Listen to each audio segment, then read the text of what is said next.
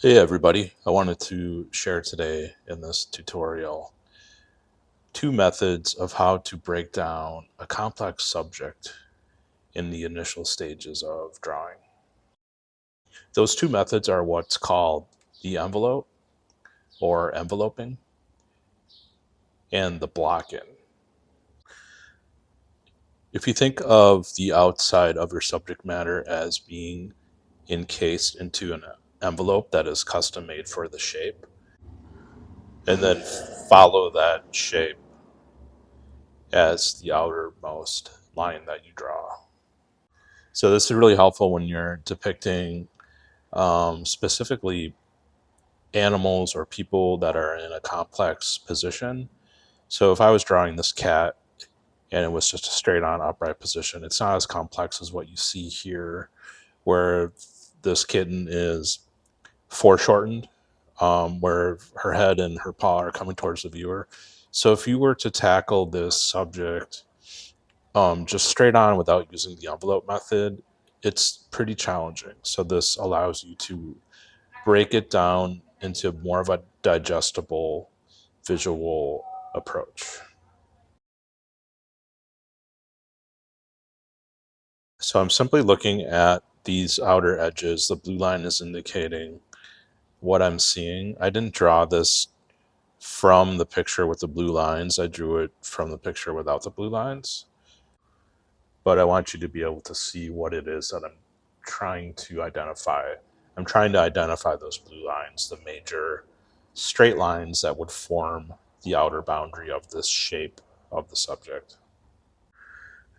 The other thing you want to make sure you do when you establish the main envelope is look at the angles and points that are on the envelope and use those as guides to see if you're accurate in what you're depicting.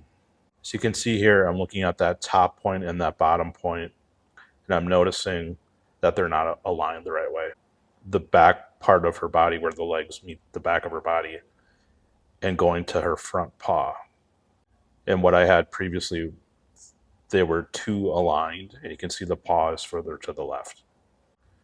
So that's an easy way to check the accuracy of what you're drawing. If I had just started to draw her as the way I see the subject and not do this envelope, I would have gone too far down without checking those relationships, and they would have been off, and I would have been spent too much time on the drawing without it being accurate.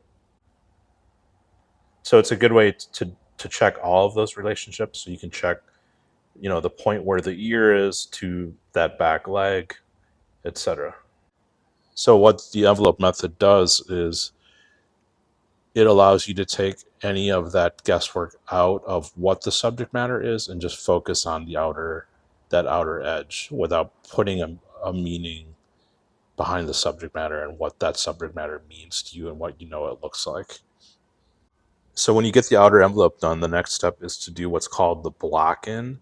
And this is, again, taking the envelope method a step further in terms of basically applying that approach to the inner parts of the subject and the major shapes of the subject. So by blocking, it simply means blocking in shapes instead of actual parts of the subject. So instead of her paw, I'm not drawing the paw, I'm drawing more or less a rectangle or a tube shape. So you're just breaking down as you go around, and you're not seeing the legs of the cat, you're seeing shapes, you're not seeing her head or trying to attempt to draw the head, you're just drawing a triangle. Same for the ears. Like what is the most basic shape that you see? Don't think of it as the part of the animal, just think of it as a shape. A big reason to approach a more complex drawing this way is if you don't, your mind is going to go to filling in what it sees based on what it has experienced in the past. And what I mean by that, for example, is if you look at the back part of this cat where she's laying down, her back part of the body is towards the back of the image. And the reason I keep saying her is this is my pet cat and her name is Lady.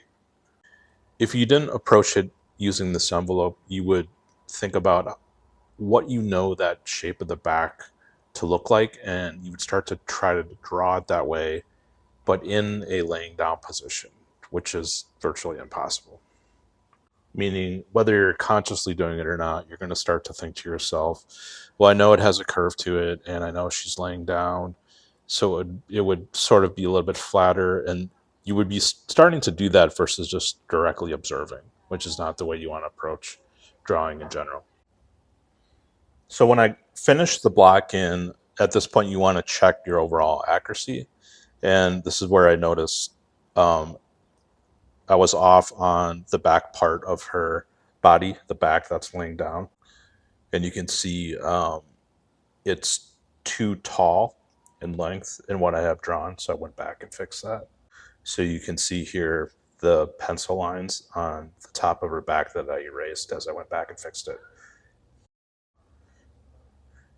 But you can see how I wanted to include that mistake that I made, because that's why you want to do this envelope and blocking stage. It's going to allow you to identify those accuracies in the relationships before you go too far down the finished drawing.